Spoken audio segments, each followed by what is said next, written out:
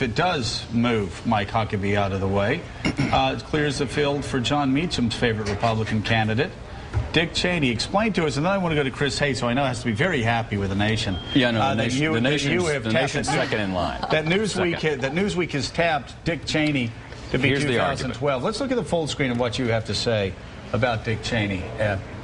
I think we should be taking the possibility of a Dick Cheney bid for the Republican presidential nomination in 2012 more seriously. For a run would be good for the Republicans and good for the country. The sound you just heard in the background was liberal readers spitting out their lattes. If you could add soy to that next time, that'd be great.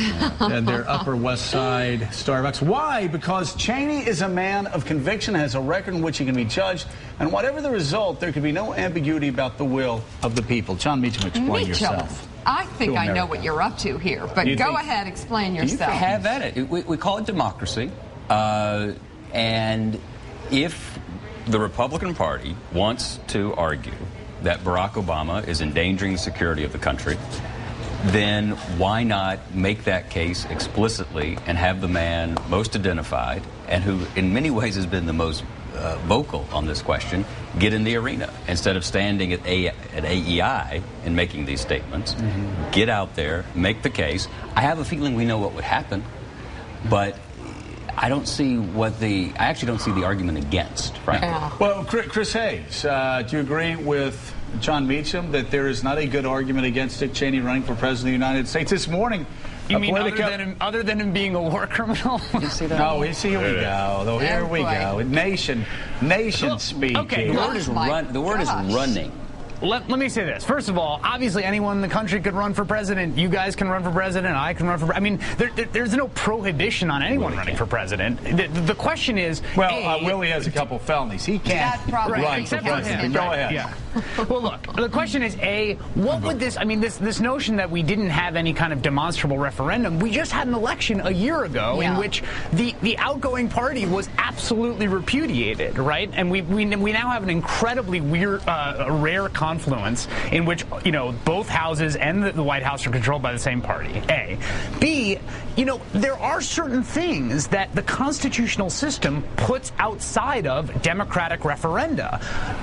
There are constitutional proscriptions on certain things. We are subject to international treaties. You cannot torture people. You cannot hold them without habeas corpus. So the notion that what the country really needs is essentially a democratic referenda on every conceivable thing that could be done, I just think it misunderstands what the whole kind of liberal democratic constitutional project does. I wonder if John Meacham is trying to do sort of like the White House did early on and say Rush Limbaugh is the head of the Republican Party. What he's up to. Because, we have found out over the past several weeks from Sarah Palin followers that Newsweek is just a liberal organ of the Washington media establishment. Are you setting Republicans up to fail John Meacham? No, sir. No, sir. I believe in a vigorous argument about these things, and I disagree that we had a clear-cut referendum on in 2008. In 2008, because if we had, I don't think you would be seeing President Obama's numbers where they are, or Gerald and I have talked about this a lot. What I believe is essentially a center-right country, and we have a president who is having trouble convincing conservatives of his legitimacy. He's got a huge number of folks who don't think he was born in the country, for God's sake. So the idea that somehow or another we've closed the door, the idea that we somehow or another closed the door on the last 8 years, I think is wrong. Chris? Can I make a quick point? I mean, first of all, Barack Obama's approval ratings right now are right around where Reagan's were a year in, and almost everyone says that 1980 was one of these sort of watershed referendum elections. So the mere fact that his approval rating is hovering around 50% doesn't, ex post facto vitiate the actual election that happened.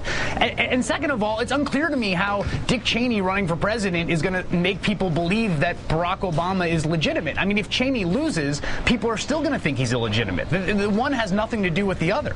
Politico this morning has a report, Harold Ford, where Dick Cheney is out there again criticizing the president. And he's saying that he's concerned because now he believes, again, Politico just reporting this, that Barack Obama is projecting weakness. His How words, constructive is that? Projecting weakness. Well, here's the thing, though. I will say this about Dick Cheney. You can, and I think, John, this is John's bigger point. is at least we're talking about issues. There is a dividing line here. It's not about Sarah Palin and what she may stand for culturally. It's not about the general mishmash. I mean, these are huge issues that Cheney he's one of the only conservative leaders. You may loathe him, but he's one of the only conservative leaders out there that's really taking it to the president on specific policy issues and not calling him a fascist or a racist or a bigot or whatever the idiots on the far right are calling him. Dick Cheney is comfortable in with his ideology. I understand Chris's point, but John is making a different one, and Joe just hammered on it. First, Dick Cheney would have to demonstrate that his approach to politics and his vision about our economic and military future is consistent with the majority of his party. He'd have to beat Huckabee, Romney, Palin, and arguably even Haley Barbour. So the question of whether or not, to Chris's point, I hear where you're coming from, Chris, but it would pose for the country two distinct and competing visions for where we see the country going, what our footprint would be around the world, and most important, for some Americans, how the economy would be shaped or reshaped going forward.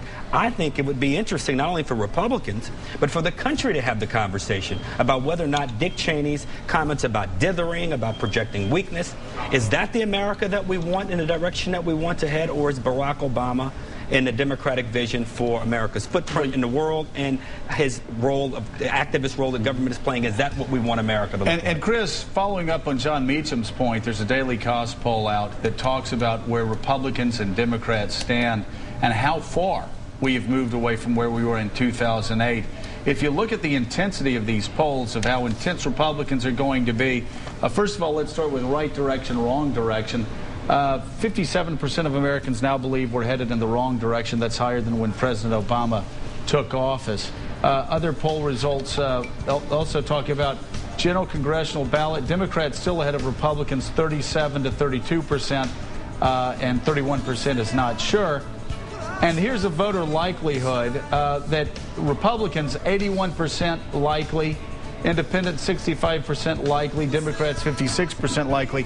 That was the intensity question, and that's what Daily Kos underlined, saying, John Meacham, that Republicans were not excited about voting in 2008. In fact, a lot of them stayed home. Now it's Democrats who just aren't inspired to vote. Well, it's nothing like being in opposition.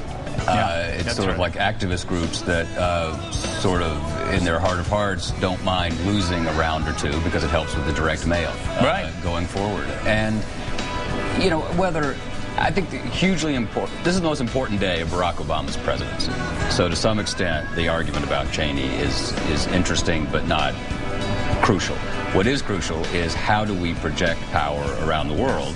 And Cheney's the embodiment of one strong point of view, and we have to have that argument. I'm not sure the timing is very constructive at all. I'd like to ask you about that. Chris Hayes, thank you very much. And thank John you, Meacham, Chris. if you can stay with us, guys. we'd appreciate it.